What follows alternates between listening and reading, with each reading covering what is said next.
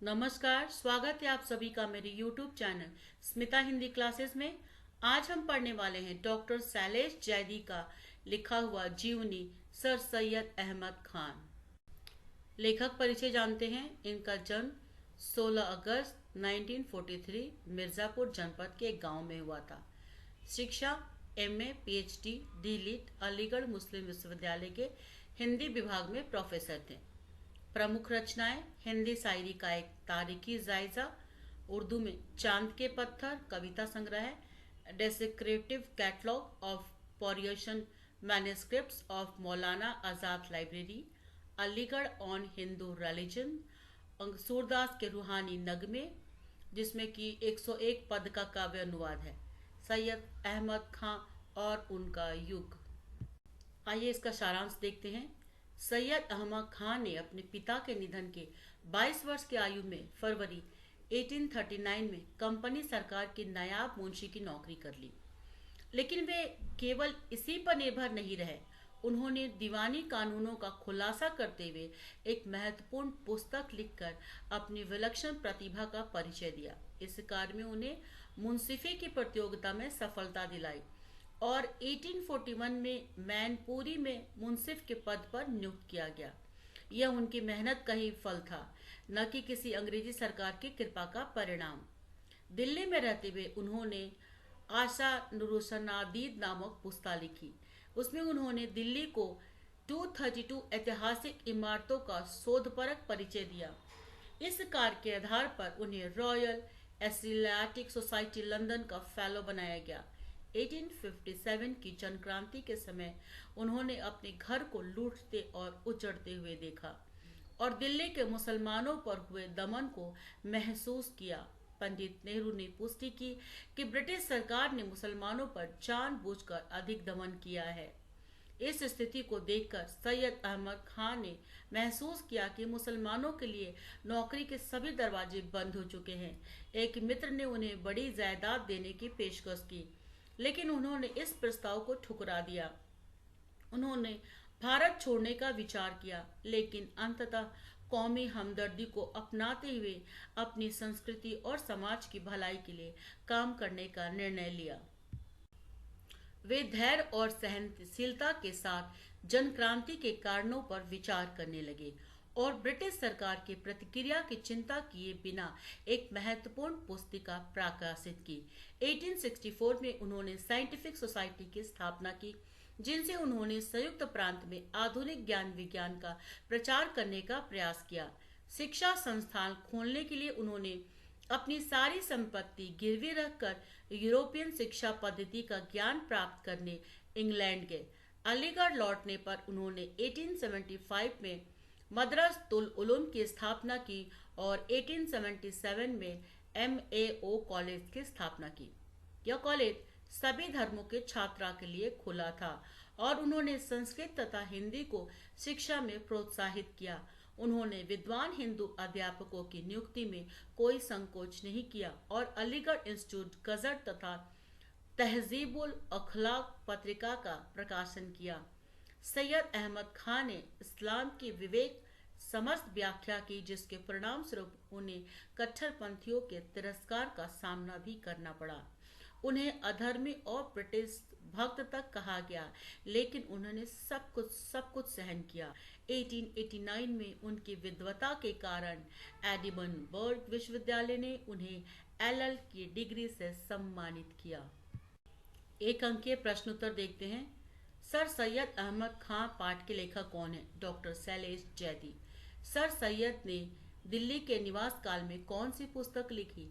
आशा नुरुसनादीद। Sir Syed Ahmad Khan सभी धर्मों के लिए दरवाजे किसके लिए खुले रखे? कॉलेज में एडमिशन के लिए।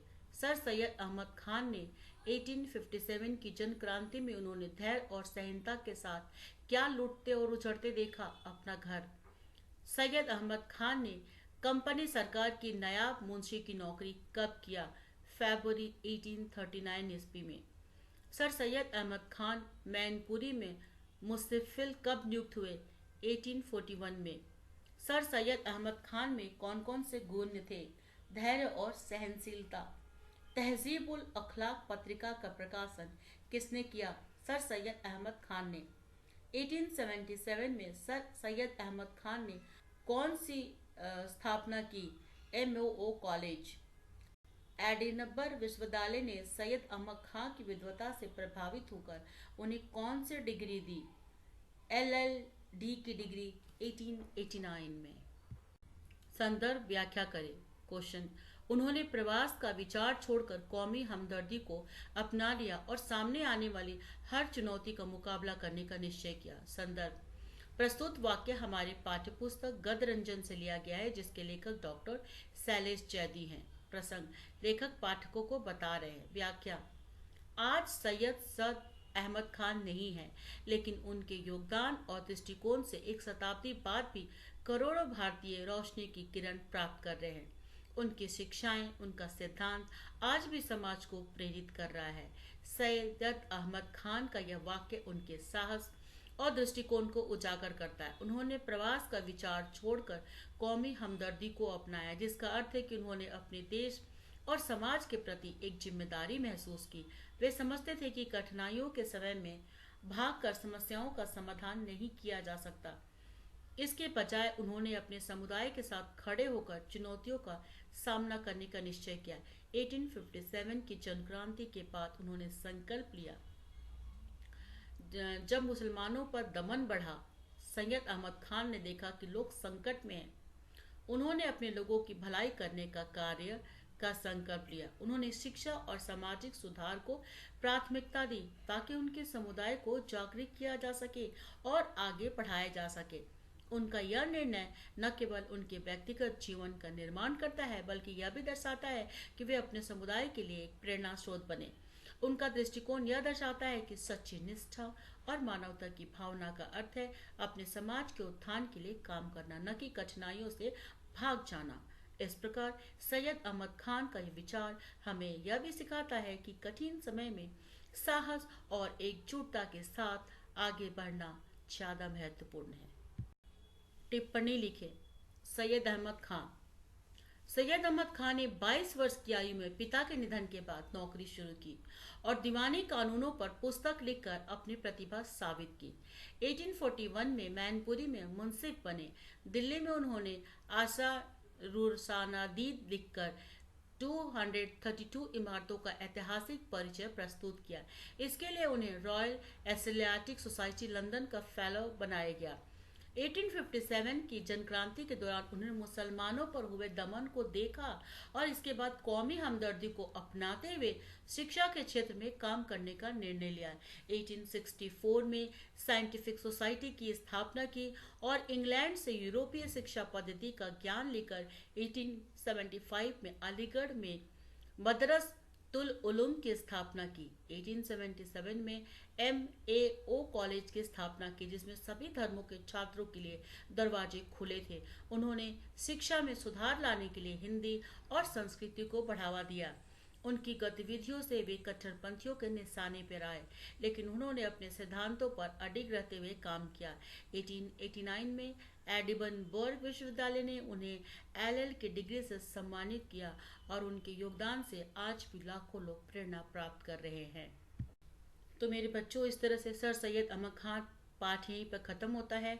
कहीं मत जाना, इसी चैनल पर बने रहना, क्योंकि आगे रिमेनिंग जो लेसन है आपको इसी चैनल पर मिलेंगे। और आपको लगता है कि मेरा चैनल, मेरा ये वीडियो आपको हेल्प कर रहा है, तो वीडियो को सब्सक्राइब, लाइक, कमेंट, शेयर करने में कोई कंजूसी ना करें। और वीडियो देखने के लिए आपका बहुत बहुत धन्यवाद।